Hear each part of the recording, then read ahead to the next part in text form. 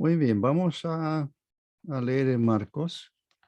Estamos en el capítulo 4, que no logré avanzar mucho de la primera parábola y una de las pocas que el Señor explicó, quizás la única en el fondo que explicó tan bien, tan completa, que es la parábola llamada del sembrador o del buen sembrador. Un nombre que para muchos podría ser otro también.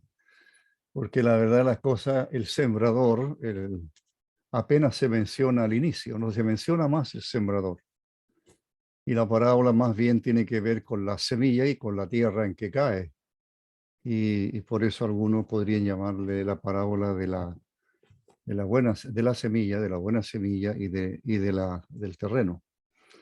Así que Marcos capítulo 4 voy a leer, después no acudo más a la versión esta, y voy a leer desde el versículo 10, termina en el 9, en el 8, perdón, termina de contar la parábola propiamente tal de un sembrador, de una semilla y de 4 diferentes tipos de tierra donde cae la semilla. Las tres primeras semillas no dan fruto, no brotan, aunque brotan y sale la planta en algún caso, pero no hay fruto en ella por diversos problemas. La primera de ellas cae dice aquí, junto al camino, pero más bien no era una tierra preparada. Y entonces, debido a eso, no se quedó en la superficie. Y al quedarse en la superficie, entonces vinieron las aves del cielo que tienen que comer y andan mirando, y entonces se comieron la semilla aquella. Así que por lo tanto no hay fruto, ni siquiera germinó la semilla. El segundo grupo, la segunda semilla cae en una tierra un poco mejor, pero es una tierra que está combinada o mezclada con piedras es un terreno le llaman pedregoso, y entonces la semilla está, sí, brotó, pero brotó muy rápido y como no tenía raíz, creció muy superficialmente la plantita y entonces el sol la quemó. Así que no duró nada y por tanto no dio fruto. La tercera semilla que se menciona al Señor en la parábola que está contando, dice que esta semilla cayó en una tierra mejor, probablemente mejor, pero también había mucha zarza o muchos espinos, zarza decimos nosotros en Chile, mucho espino, y estos espinos fueron y crecieron más fuerte que la planta y la ahogaron. Y al ahogarla no le permitieron, por supuesto, el sol y nada, ni el agua y el rocío, lo que sea, y entonces esta planta tampoco dio fruto. Así que las tres primeras semillas o grupos de semillas no dieron fruto. La cuarta, esta cayó en buena tierra y esta sí dio fruto. De hecho, dio 30 por 1, 60 por 1 y 100 por 1. Eso es lo que dice la historia del Señor. Y ahora entonces sigo, en eso bastante entendible. Esa es la parábola, esa es la historia que el Señor cuenta. Y ahora, ¿qué explicación espiritual tiene esto? ¿De qué puede servir esta parábola? Ahora el Señor dijo que esta parábola es importantísimo que la entendamos y así podemos entender todas las demás. Y entonces en el versículo, termina el Señor diciendo en el 9, entonces le dijo: el que tiene oídos para oír, oiga. Cuando estuvo solo, los que estaban cerca de él, con los 12, o sea, no solamente los 12, sino muchos más discípulos que seguían al Señor, ya se apartan del resto del grupo que eran más contrarios al Señor y que habían ido solamente por las sanidades que el Señor hacía. Entonces este grupo, más los 12, aparte con el Señor, le preguntan por la parábola, dice el 10. El Señor les dijo: a vosotros os he dado saber el misterio del reino de Dios, o el secreto del reino de Dios. Le explicaré un poco más ello, yo creo. Más a los que están fuera, por parábolas todas las cosas, para que viendo vean y no perciban, y oyendo oigan y no entiendan, para que no se conviertan y les sean perdonados los pecados. Ahí hay una preposición que hace, según algunos eh, escritores o intérpretes de las escrituras que saben más, es uno de los textos que con esta preposición lo hace uno de los textos más difíciles de interpretar. Muy bien, versículo 13. Y les dijo, ¿no sabéis esta parábola? ¿Cómo pues entenderéis todas las parábolas? Y ahora el Señor del versículo 14 empieza a explicarnos, a explicarles a ellos qué significado tiene esta historia, los tipos de tierra, etcétera, etcétera. Entonces, versículo 4 parte por definir al quién, al sembrador. ¿Quién es el sembrador? El que siembra la palabra. Ese es el sembrador. ¿Quién es el sembrador aquí en la parábola? El Señor. Él es el primer sembrador. Después serán los discípulos hasta llegar a nosotros. Pero el sembrador es el que siembra la palabra o el que predica la palabra en este caso.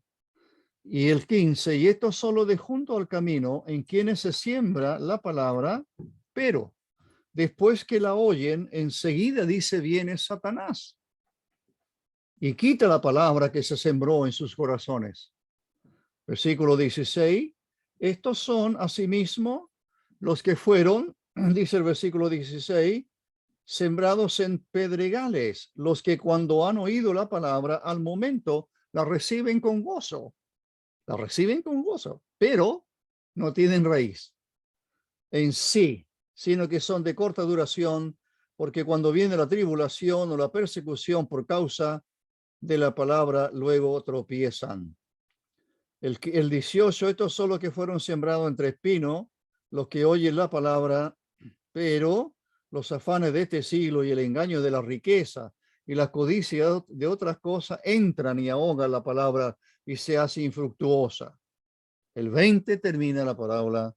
Y estos son los que fueron sembrados en buena tierra, los que oyen la palabra y la reciben y dan fruto a 30, 60 y a 100 por uno. Ya le anticipo que estos porcentajes no tienen que ver, no está la importancia allí, sino que la importancia de esta parábola consiste en el versículo 20, que la palabra se oye y la palabra se recibe y entonces da fruto. Eso es lo más importante de la palabra. Oírla, recibirla y dar fruto. Muy bien. Entonces, vamos a mirar nuestra parábola. No recuerdo de qué versículo. Voy a mirar ahora de qué versículo voy a empezar porque ya he explicado otras cosas antes. Entonces, como dije antes, ahora la idea, o no bueno, la idea principal dirán algunos, o el tema central de la parábola, es la necesidad, hermanos, es la necesidad de escuchar y responder. He ahí la importancia de esta parábola. Y en realidad de toda la enseñanza del Señor. Uno tiene que escuchar, pero no puede quedarse con escuchar o con oír solamente, sino que hay que responder a esa en este caso, hay que responder a la buena noticia del reino de Dios que Cristo estaba predicando. Lo que el Señor esperaba, lo que el Señor realmente quiere, lo que Dios quiere es que se oiga la palabra de Dios, la palabra de Él, se reciba en el corazón de la persona, crea la palabra del Señor, y eso va a traer consigo que esa persona, quien quiera que sea, que ha oído y ha recibido la palabra, va a demostrar por su vida, su fruto van a ser absolutamente mirados o apreciados, por supuesto, por el Señor primero. Así que el propósito principal aquí tiene que ver con la revelación por un lado y con esconder por otro lado. Eso complica un poquito en la comprensión tal vez de la parábola, porque el Señor dice que hay una revelación más directa hacia quienes, hacia los que están cerca de Él, a quien se le revela y entiende y obedece, se le sigue revelando más. Y hoy día es igual. pero el Señor también en su soberanía de repente deja por así decirlo, y esconde la revelación que los discípulos que siguen a él puedan tener. Así que eh, aquí lo que interesa tiene que ver entonces con la proclamación del reino de Dios que comienza el Señor en este Evangelio de Marco, que él comenzó a predicar el reino de Dios, o el reino de Dios se ha acercado, y las parábolas revelan esa verdad del reino. Así fue desde los inicios del Señor. Después ya, por supuesto, la iglesia, y por mandato del Señor, entenderá que lo que tenemos que predicar es el evangelio de salvación para el pecador. Así que, eh, por supuesto, lo de corazón duro, la parábola, de acuerdo a lo que dijo el Señor, le ciegan más todavía. O sea, la persona de corazón duro puede estar oyendo horas y horas y horas, y si no abre su corazón creyendo, va a endurecerse más, a endurecerse más y a endurecerse más. Eso es lo más triste que le está sucediendo al ser humano a través de toda la historia.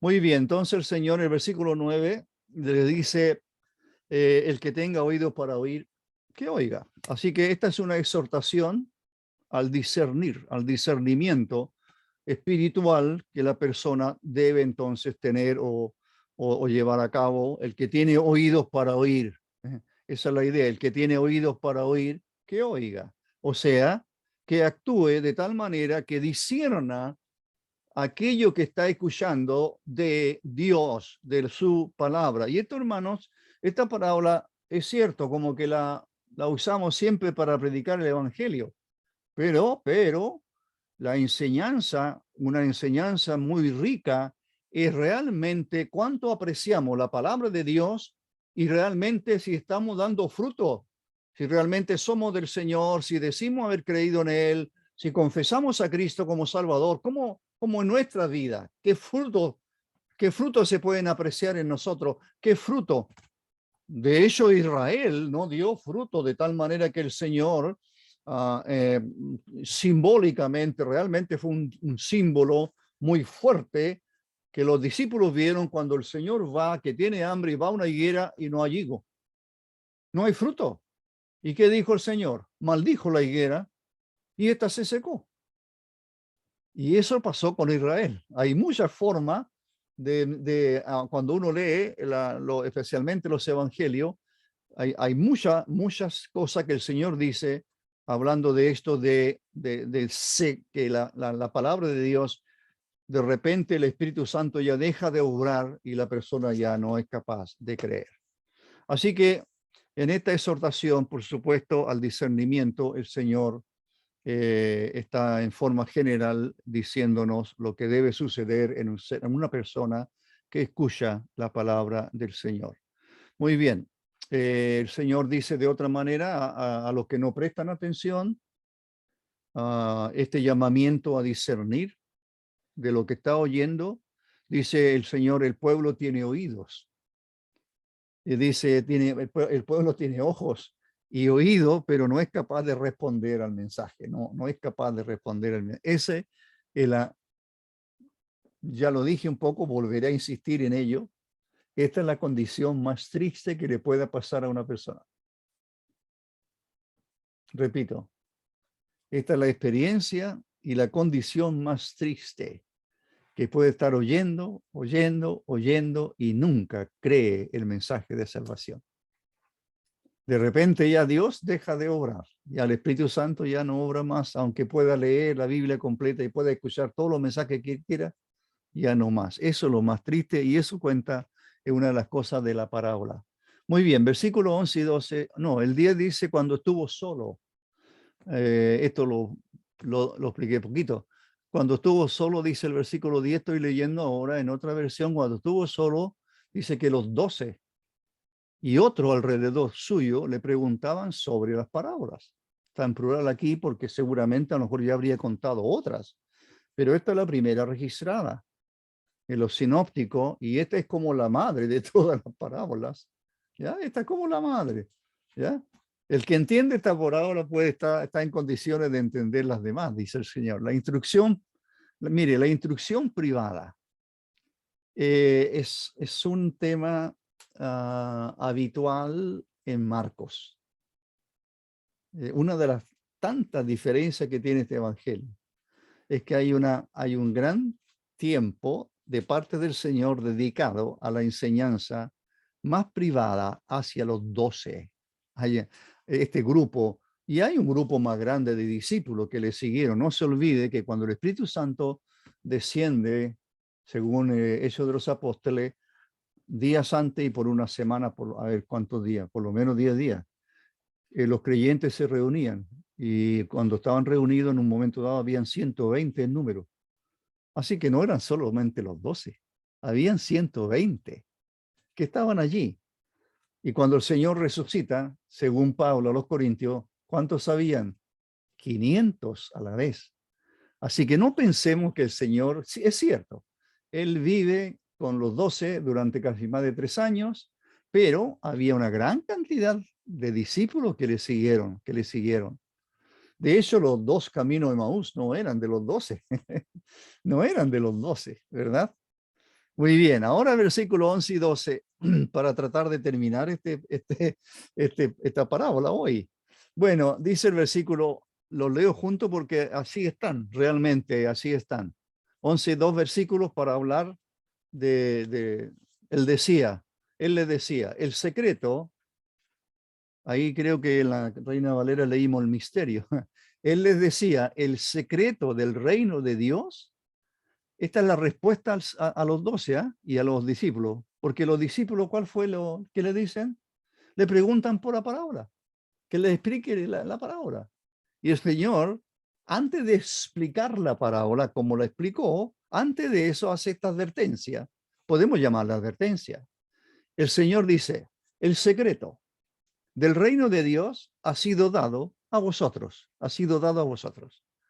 Pero a los que están fuera, y probablemente esté pensando en todos aquellos que ya se han constituido en enemigos de él, pero a los que están fuera, todos les vienen parábolas.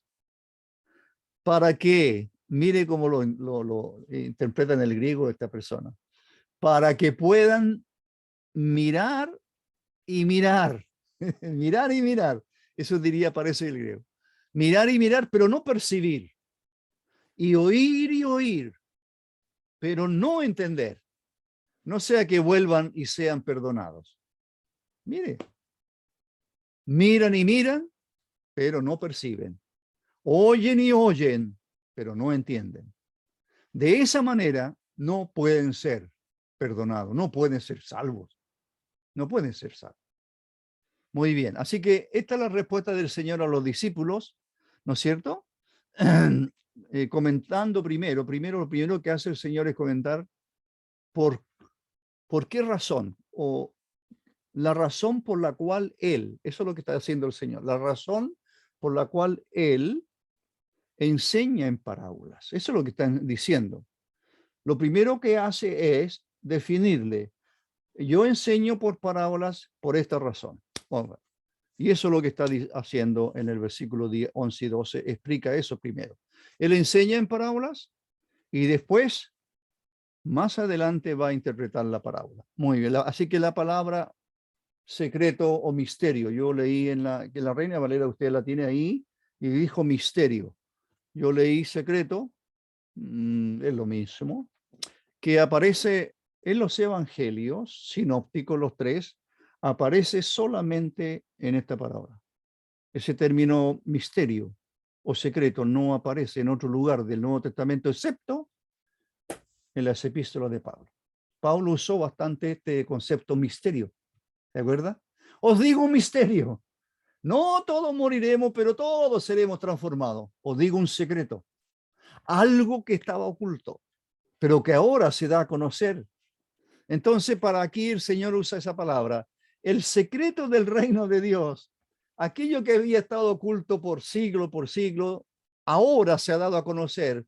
Pero aquellos que no miran y miran, pero no entienden, oyen y oyen, pero no perciben, a esas personas ya se les deja de ya es imposible que se les revele el misterio del reino de Dios. Así que esta palabrita aparece, como dije, solamente en esta parábola, la palabra misterio, el vocablo misterio, y que no es algo extraño, misterioso en el sentido como lo conocemos, sino que más bien aquí es algo que estaba, por supuesto, ya lo conoce la explicación de acuerdo a las epístolas, algo que estuvo en el secreto de Dios nada más por la eternidad hasta que Cristo viene y que Dios empieza a revelar a su pueblo a través de, primero que nada, a través del Señor y después a través de los apóstoles. Y uno de ellos, a quienes más se le explicó el misterio de muchas cosas, fue el apóstol Pablo, ¿verdad? El misterio de la iglesia se la explicaron a Pablo, etcétera, etcétera. Así que eso tiene que ver entonces, esta palabrita no se complica con este misterio o secreto, porque es la misma que usa el apóstol Pablo para decir algo que ha estado oculto a través de la eternidad y de repente revelada por el Señor. Muy bien. Entonces, mire, hay por lo menos, yo dije delante, ¿verdad? Esta preposición, ¿para qué? Para que no entiendan, para que no crean esa. Y yo dije, esto hace de este pasaje uno de los más difíciles del Nuevo Testamento. Es uno de los pasajes, lo hace muy difícil. ¿Por qué? Esto de que para que no se conviertan, o sea, como que la parábola le oculta más a ellos la verdad. Entonces parece estar diciendo que enseña en parábola para cegar los ojos de los que escuchan. ¿Es verdad? Es medio difícil entender eso, es medio difícil aceptar eso. Es muy, muy duro. Es muy duro. ¿El Señor hizo eso? Ah, y sabe usted que me encontré que hay por lo menos 7. Ni siquiera las creo, no sé, no recuerdo haberlas leído todas. Hay por lo menos 7 explicaciones de las que yo encontré. Hay más a lo mejor. Hay 7 explicaciones o 7 alternativas que ofrecen los intérpretes acerca de para que no crean, para que no se conviertan, para que no. Por eso, ese era un propósito de enseñar por parábolas. A los creyentes ellos la entendían. La parábola o el Señor se las explicaba y le enseñaba directamente a ellos. Pero hay un texto que dice, ¿verdad? Pero a lo demás por parábola, para que no entiendan y se conviertan. Oh, ¿el Señor hace eso? ¿Y por qué hace eso? ¿Con quién hace eso? Bueno, ya lo expliqué. Para aquellos que oyen, oyen, oyen, oyen, pero no reciben. De hecho, se constituyen. Y mire, esta parábola aparece y esta forma de hablar del Señor aparece ¿cuándo? Cuando los enemigos del Señor, fariseos y escribas, dijeron que, recuerde, por Belcebú, el príncipe de los demonios, echa fuera a los demonios. Y el Señor dijo, ese es el pecado que no tiene perdón. Jamás. ¿Por qué?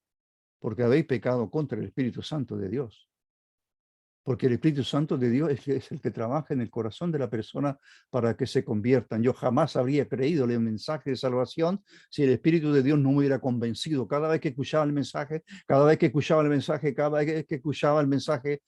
los domingos por la tarde en la ciudad de Lota, cada vez que escuchaba el mensaje, bueno, el Espíritu Santo, pacientemente Dios, hablándome, convenciéndome de que era un pecador y que necesitaba salvación. Y una vez que uno cree esa verdad, pero hay personas que por año y por año y por año, y a lo mejor usted conoce, nunca llegaron a creer a pesar de que oyeron tantas veces el Evangelio.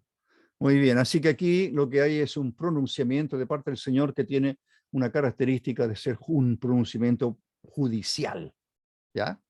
Enseñar por parábolas para ocultar la verdad. Enseñar por parábola para ocultar la verdad. Es un resultado. ¿De qué? ¿Por qué el Señor lo hace? Porque es un resultado de la actitud de las personas que están oyendo al Señor y lo rechazaron. Y si siguen escuchando, ya no más, no hay más oportunidad. Rechazaron. Ese es el propósito de por qué el Señor ahora, en ese sentido, la palabra los ciega más. Porque no creyeron, jamás creyeron a la palabra de Dios, no le dieron cabida en sus corazones. Es como la tierra, es como la... bueno, ya vamos a explicar la parábola y yo creo que ahí se va a entender un poco mejor. Muy bien, así que lo más probable es que son los líderes y la generación del Señor. No se olvide que la gran mayoría de Israel que dijo, crucifícale, crucifícale, eran miles y miles y miles, crucifícale. Y hasta hoy los enemigos, muchos, de muchos tienen religiones, una serie de religiones, hay mucho paganismo, hay mucha idolatría, hay otros que aparentemente adoran al Dios verdadero, pero rechazan a Jesús, lo rechazan como el Hijo único de Dios, por lo tanto es Dios. Así que de hecho Isaías capítulo 6 creo que sugiere, Isaías 6 al final, sugiere que el endurecimiento de Israel no va a ser permanente y que va a haber una restauración, por supuesto, después del juicio. Cuando el Señor venga, Israel será restaurado. Pero por ahora, el apóstol Pablo habla, han sido enseguecidos por un tiempo y la iglesia aparece, pero Israel está lejos de Dios. Versículo 13.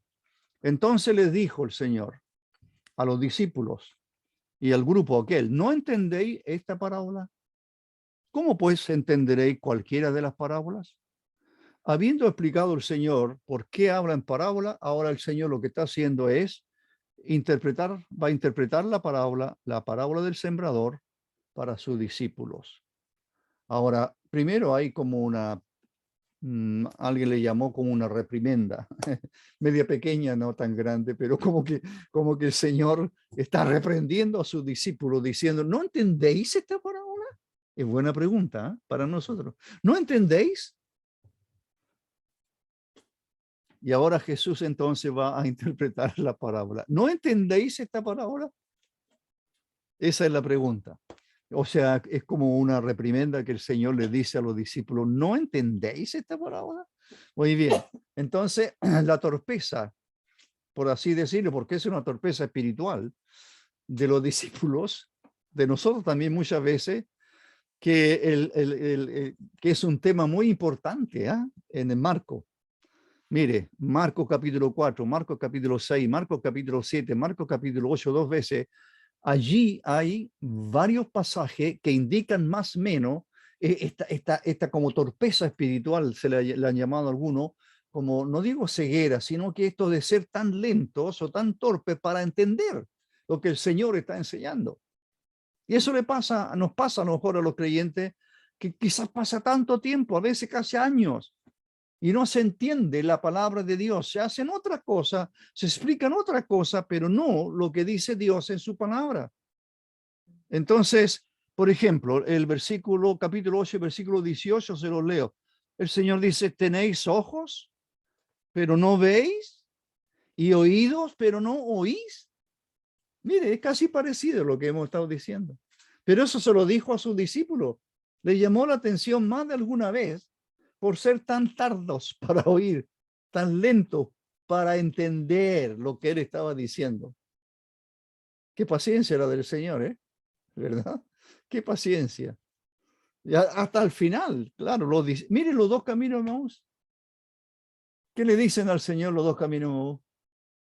Bueno, nosotros entendimos o nosotros esperábamos, es el verbo, nosotros esperábamos que él había de redimir a Israel.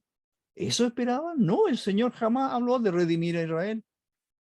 El Señor no vino a ser rey. No vino. No, vino a Israel, sí, pero Israel, el pueblo de Dios, lo rechazó. Y estos dos dicen, nosotros esperábamos que él habría de redimir a Israel y ahora ya hace 3 días y él todavía no resucita. Entonces el Señor le dice, tardos ahí está otra vez, tardos. Muy bien, así que hay otra cuestión más que el Señor, uno puede sacar de conclusión en este versículo 13. ¿Cómo pues entenderéis cualquiera de las parábolas? ¿Cómo, si no entendéis esta, que es la básica, la madre, la primera, que él explica muy bien cómo? Así que el Señor ahora su ayuda será explicando la parábola, para ayudar a los discípulos a que se esfuercen, por supuesto, en lo que pueden, para que tengan discernimiento espiritual y pongan atención a lo que el Señor les está enseñando y realmente aprendan de Él. Así que, eh, quienes comprenden el mensaje de la buena tierra, que produce buen fruto, estarán, por supuesto, muy receptivos a la palabra sembrada en las otras parábolas, ¿ya? O sea, aquel grupo que está con él, y si están entendiendo bien qué significa la buena tierra, significa un corazón absolutamente sensible y receptivo a la palabra de Dios. Si ellos entienden eso, entonces ellos también estarán receptivos a las siguientes parábolas que el Señor estará contando o estará relatando. Versículo 14 y 15 empieza entonces a explicarles la parábola. Dice el versículo 14 y 15, el sembrador siembra el mensaje. Estos son aquellos, dice, que están sobre el camino. Esta es una traducción un poquito diferente, pero me gusta mucho. Estos son aquellos, ya dice estos son aquellos. No se olvide que la primera es la semilla que cae sobre el camino, sobre tierra dura y no hay, ni siquiera hay tierra. Estos son aquellos que están sobre el camino donde se siembra la semilla. Cuando oyen el mensaje, dice, Satanás rápidamente viene y quita el mensaje que fue sembrado en ellos. Así lo traduce cierto escritor. El sembrador siembra el mensaje. Esa es la tarea del sembrador. Esto, dice, son aquellos que están sobre el camino donde se siembra la semilla. Cuando oyen el mensaje, Satanás viene rápidamente. Es buena la figura de los pajarillos, ¿no es cierto? Los pajarillos vuelan muy rápido a comerse la semilla. Satanás rápidamente viene y quita el mensaje que fue sembrado en ella. Así que el Señor ahora está interpretando la parábola y lo primero que hace, hay tres elementos que hay que, por supuesto ya ustedes han dado cuenta, hay tres elementos. El sembrador, la semilla y la tierra. Esos son los tres elementos de esta parábola. El sembrador, la semilla y la tierra. Ahora, el sembrador aparece solamente al principio. No aparece más. Lo que no quiere decir que no sea importante, ¿va? Por supuesto que el sembrador, el coro nuestro dice, el buen sembrador salió para... No dice el buen sembrador. El sembrador es el que siembra la semilla. El sembrador es el que predica la palabra, dirá, no sé si Mateo o Lucas. Así que este sembrador aparece solamente ahora y en realidad se trata de...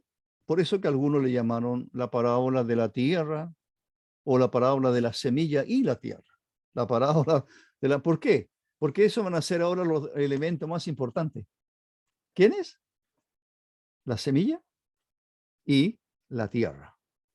El Señor en otro evangelio dice que la semilla era la palabra de Dios, que el sembrador era el que predica la palabra. La semilla es la palabra de Dios y la tierra son los corazones de los seres humanos. Esa es la aplicación que hay en otros evangelios. Pero el primer mensajero es Jesús, el primer sembrador fue Él. Ahora hasta aquí es Él. Así que al hablar aquí esta parábola, es Él, el sembrador. Él es el que está entregando el mensaje del reino. Él está predicando, Él está enseñando el reino de Dios. Él está enseñando cada vez más y más y más. Y los discípulos tienen que estar absorbiendo y se notará después cuando la iglesia a través de los años en un Pedro, en un Juan, etcétera, etcétera. Así que Él es el sembrador, Él siembra la semilla, la palabra de Dios, que es el mensaje, y lo siembra, por supuesto, en persona. Entonces, la primera semilla no echa raíces, nunca echó raíces. Ahí quedó la semilla y desaparece a los minutos después, porque los pajarillos se la comen. Así que, ¿por qué? Porque la tierra es demasiado dura, ¿ya?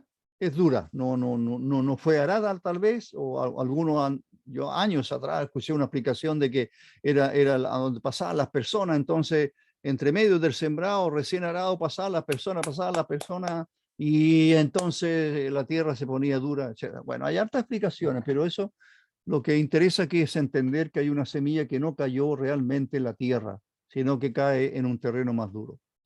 Y puede ser que aquí el Señor esté hablando de fariseos y escribas, que porque ellos fueron los primeros duros, como ese terreno, para creer la palabra de Dios, y no la creyeron la mayoría de ellos. Así que los pájaros se comen la semilla, y los pájaros, o los pajarillos, se identifican, o el Señor los identifica con Satanás. ¿Ya? O sea, la labor que hicieron los pajarillos de comerse la semilla, esa labor la hace Satanás hoy, la ha hecho por años, por 2000 años la ha hecho, la hizo allí, porque en los tiempos de Cristo hay una guerra fuerte, muy grande, una guerra espiritual entre la luz y las tinieblas, entre Cristo y Satanás. Entonces Satanás está activo, muy activo, y sigue muy activo. ¿Cuál es su tarea? Una de las tantas malas tareas. ¿Cuál es? No tarea, pero ¿cuál es?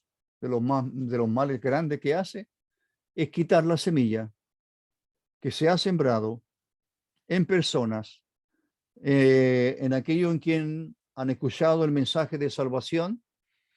Si no hay recepción inmediata, o por lo menos si no hay discernimiento en el corazón, si no hay una preocupación en el corazón por creer, sino que sencillamente, como dicen algunos, le resbalan las cosas. Le resbalan. Es como hablar al viento. La persona está en una reunión, está en cualquier parte, está pensando en otra cosa. Como que oye, pero no oye, mira, pero no ve realmente.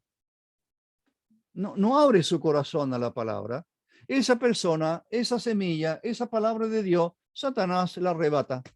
Y tiene, por supuesto, una gran cantidad de artificio para hacerlo. Así que Satanás aquí está recordándonos, el Señor, que Satanás está inmerso en una lucha, en una guerra con el reino de Dios.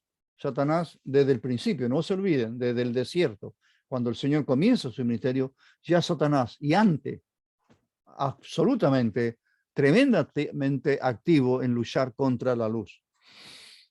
Así que, y Satanás sigue haciéndolo ahora, y por eso que tenemos que orar tanto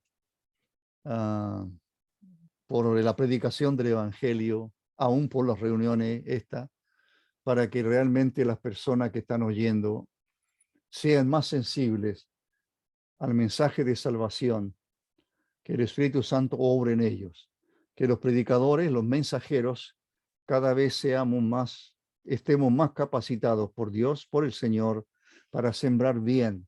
Pero la semilla no se olvide, se lanza el mensaje, no sabemos ahora mismo, no sabemos quiénes están oyendo, o quiénes están distraídos, o quiénes están haciendo cualquier cosa y ni siquiera están escuchando, aunque estén conectados. Entonces, la verdad entonces es que Satanás actúa muy, muy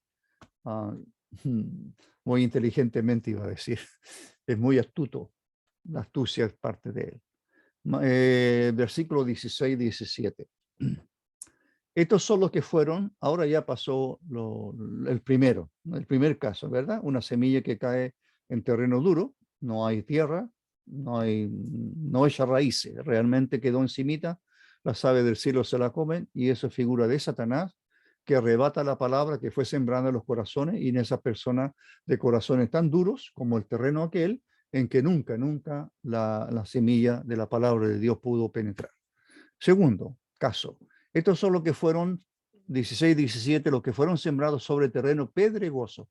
Aquí hay una mezcla de tierra, de buena tierra, una mezcla, por así decirlo, con piedra, ¿ya? Por eso le llama terreno pedregoso, que cuando oyen el mensaje, inmediatamente lo creen, ¿no?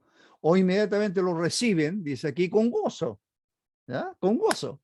Pero no tienen raíz, no tienen raíces. Esta interpretación dice, no tienen raíces fuertes. Esta traducción, perdón, no interpretación. Tienen raíces fuertes, no tienen raíces fuertes, así que son de poca vida. Cuando llegan los problemas o persecución por causa del mensaje, enseguida se alejan. ¿Conocen personas así? Yo creo, ¿verdad? Que hay. Existen a través de los años. Esta es la segunda categoría de oyentes, pues son personas, somos personas. Esta es la segunda categoría de oyentes. Ellos responden favorablemente. ¿Ha visto usted personas? Termina una reunión antes, cuando termina una reunión, qué lindo su mensaje, pero legalmente me llegó al corazón. Y después usted no los ve más, a lo mejor. O los ve por un tiempo y desaparecen. No, ¿verdad que lo interpreta muy bien? Es como sacarle una fotografía a muchas personas que a través de los años, yo no sé cuántas personas en mis 59 años de creyente he conocido. Y he predicado más por más de 50 años. No sé cuántas mil, no sé, cientos de personas. En muchos lugares. En este país y en otro país. Personas que dicen, oye, el mensaje realmente me llegó, hermano. Así. Y después nunca más sé de ellos, si siguen fieles o no. Así que en esta categoría están las personas que escuchan y tienen hasta una cara de felicidad, pero abandonan. Abandonan luego. ¿Cuándo? Cuando llegan los problemas o la persecución, dice el Señor. Es una tierra poco adecuada. Es una amenaza. En ambos casos, fíjese, en el primer caso y en este, las características son similares. Una tierra no adecuada o poco adecuada, y hay una amenaza externa. La primera vez fue un terreno duro y Satanás. Ahora, ¿qué es lo que hay? Bueno, hay un terreno con un poquito de tierra donde podría, sí, y produce, pero hay una amenaza externa. ¿Y cuál es la amenaza externa? Bueno, en este terreno, que es medio rocoso, una mezcla, la semilla, por supuesto, echó una raíz. ¿Echó raíz? Claro que sí, pero fue muy débil la raíz que echó. La raíz fue débil y superficial.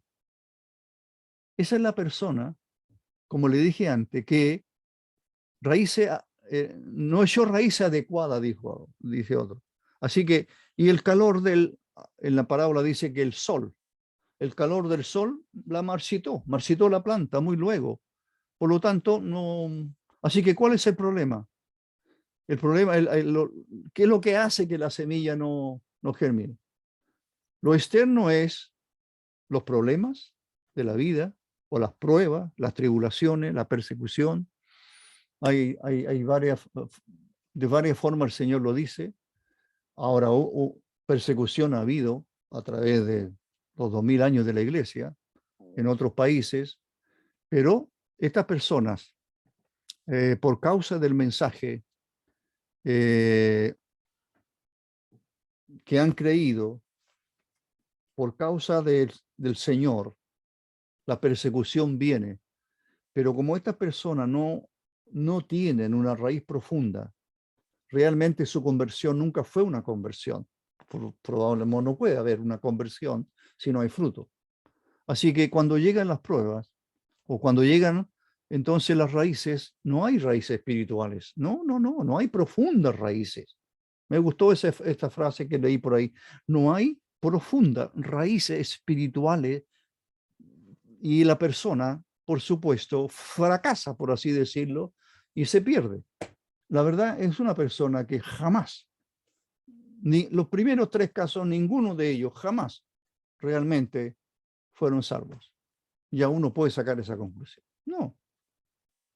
Aunque por un tiempo, pueden ser meses, pueden ser años, pareciera que sí ha mostrado, pero después ya desaparecen y no tienen ningún interés en las cosas del Señor.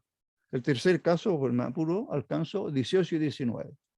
Otros son los que fueron sembrados. Este es el tercer caso, que no hay fruto. ¿Ah? Este es el tercer caso. Fueron sembrados entre espinos. Entonces, ¿quiénes son ellos? Estas son personas que oyen el mensaje, pero las preocupaciones de este siglo, el engaño de las riquezas y el deseo de otras cosas, entra y ahoga el mensaje y no produce cosecha. No hay fruto, no produce cosecha. Esta es la tercera semilla que no tiene éxito. Mire, hay tres tipos. La semilla es la misma, pero hay tres tipos de terreno. En ninguno de ellos, la característica es la misma en el sentido de que en ninguno de ellos hay fruto. Usted puede verlo a través de su experiencia. Algunos tendrán más experiencia que otros. Podrán ver cuántas personas han oído el mensaje de salvación. Y parece que algunos no lo creen de frentón. Hay otros que parece que sí, y hay otros que a lo mejor duran un tiempo más, pero a la larga, ¿qué pasó con ellos? Bueno, en el caso de ahora el Señor dice, bueno, estas cosas, le llama a él el engaño, le llama preocupaciones de este siglo, de este mundo, de las preocupaciones que existen, que nos rodean. El engaño de las riquezas, el desear otras cosas, eso ahoga la palabra de Dios. Y aquella confesión de fe que hizo esa persona ya no es válida. No, no hay madurez.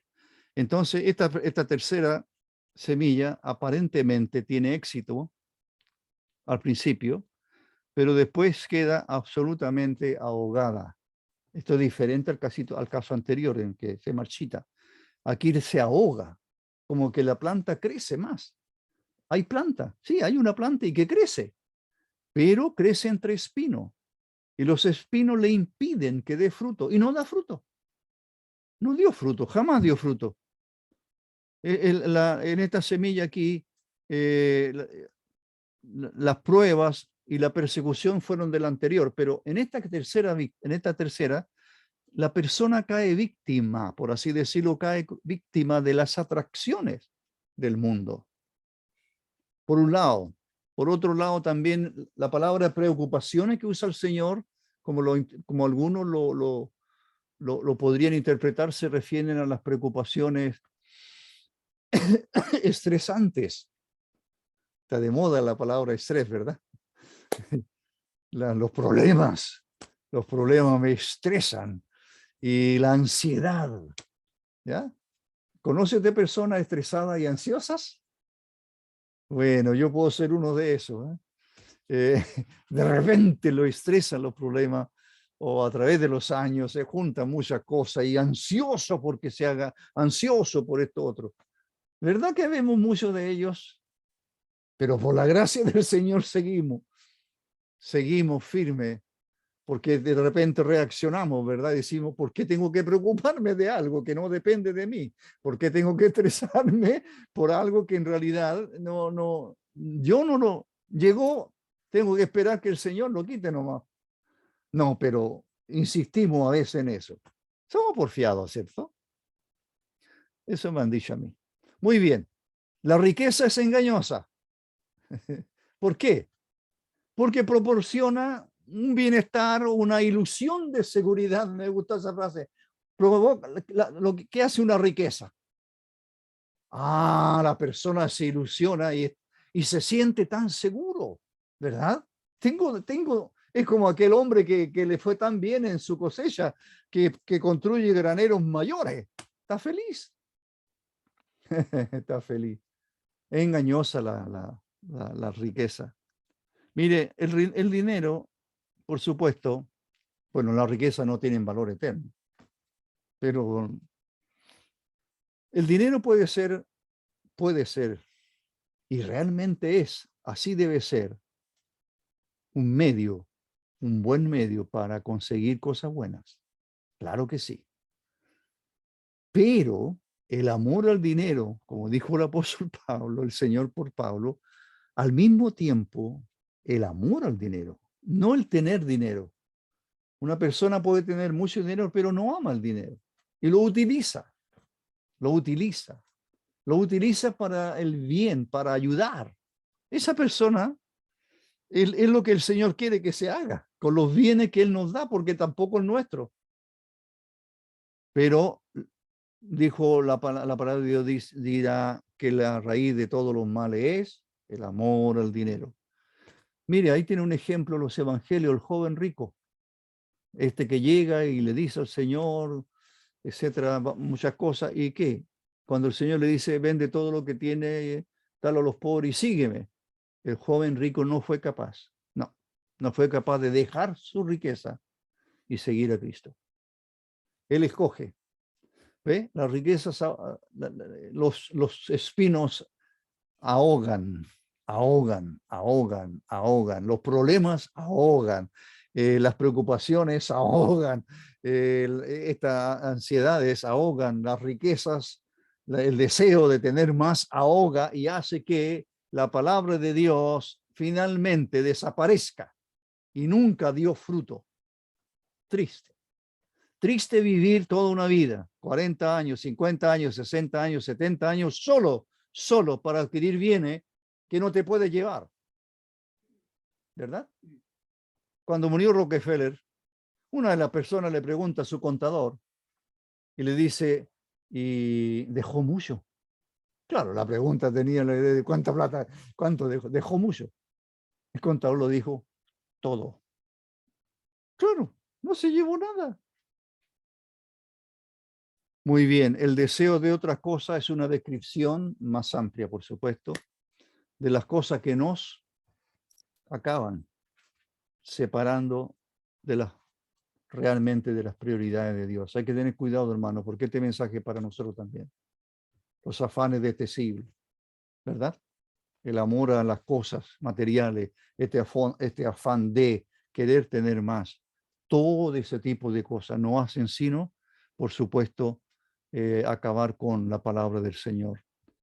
Los creyentes verdaderos hay que tener presente y realmente pesar nuestras acciones, nuestros deseos, nuestros anhelos delante del Señor para que las prioridades, Él es el primero, Él es prioritario, no no es este mundo ni las cosas, no somos nosotros.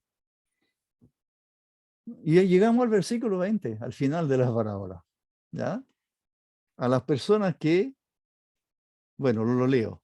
Luego están, dijo el Señor, está explicando la parábola. Luego están los que fueron sembrados en tierra buena, le llamó él, en tierra buena, que oyen el mensaje y lo aceptan.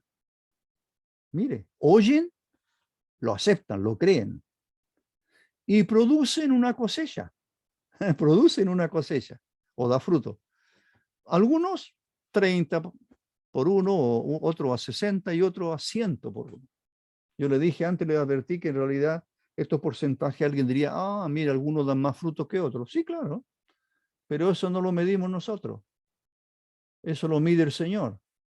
Y el Señor va a saber, como otras parábolas, que cuando el Señor nuestras obras sean juzgadas en el tribunal de Cristo, entonces ahí vamos a ver si realmente nuestras obras realmente sirvieron y dieron fruto, si realmente dimos fruto en este mundo. Así que en la parábola no se hace énfasis en la diferencia del rendimiento, ¿eh? No hay, no busque énfasis en que uno dio 30, otro dio 60. No, el Señor está diciendo, hay diversidad de personas, no todos somos iguales, algunos dan más frutos que otros, pero no está diciendo eso, no está dando la importancia a eso. Lo que sí, la importancia está en que sí dio fruto. Y esa es la pregunta que tenemos que hacernos. ¿Estamos dando fruto para el Señor? ¿Estamos dando fruto en esta vida? ¿Realmente somos fructíferos? ¿Somos una iglesia fructífera? ¿Somos hermanos creyentes en Cristo fructíferos? Lucas dice que los que tenían un corazón noble y bueno, así dice Lucas. Marcos declara simplemente que son los que respondieron positivamente al mensaje.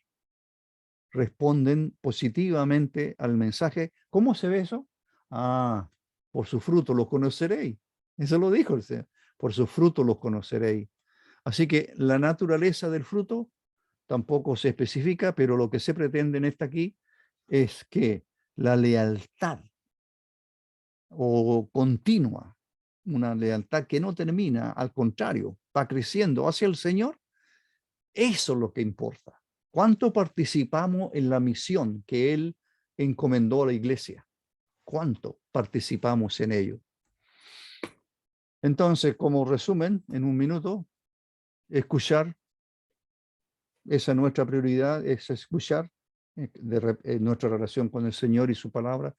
Tenemos que escuchar y acatar, por supuesto, el mensaje del Señor. El tema que impregna la parábola del sembrador, el tema es la necesidad no solo de escuchar el mensaje, sino que además responder al mensaje.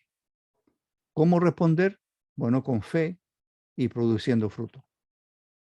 Esta necesidad de dar fruto, por supuesto, para Dios, este es realmente lo más importante.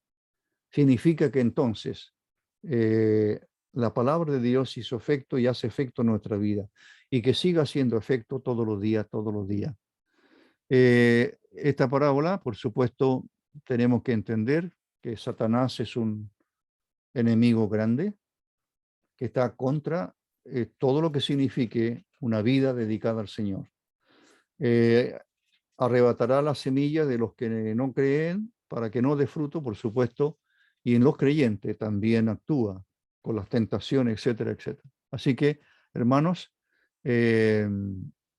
respondamos a la palabra de Dios de tal manera que se note en nuestra vida como con una buena cosecha, con un dando fruto que por supuesto van a honrar solamente al Señor. La oye injusto. Vamos a orar. Padre nuestro que estás en los cielos, te damos gracias por tu infinita bondad. Queremos darte gracias por tu Hijo, nuestro Señor. Maestro, ¿cuántas veces maestro? Rabí o Raboni, le dice María. Rabí, Raboni. Es el maestro. Tiene discípulos que le siguen, muchos discípulos, hasta el día de hoy. Que seamos verdaderos discípulos con corazones receptivos siempre al mensaje de nuestro amado Señor. Tenemos toda tu palabra, la tenemos impresa en libros, la tenemos de diferentes maneras y está para que, conociéndola mejor, te conocemos mejor a ti y además, por supuesto, podemos enseñarla bien, mucho mejor. Ayúdanos a ser buenos sembradores, hermanos y hermanas, toda la iglesia, todo creyente en Cristo, donde quiera que esté, que seamos sembradores, verdaderos sembradores, que lo que más importa es sembrar la semilla y esperar en ti para que haya fruto que te honren a ti, nada con nosotros, como termina el Padre nuestro, que la gloria es tuya por los siglos de los siglos, la gloria siempre ha sido tuya y siempre será para ti. Te damos gracias, nuestro Padre, en el nombre del Señor Jesús. Amén.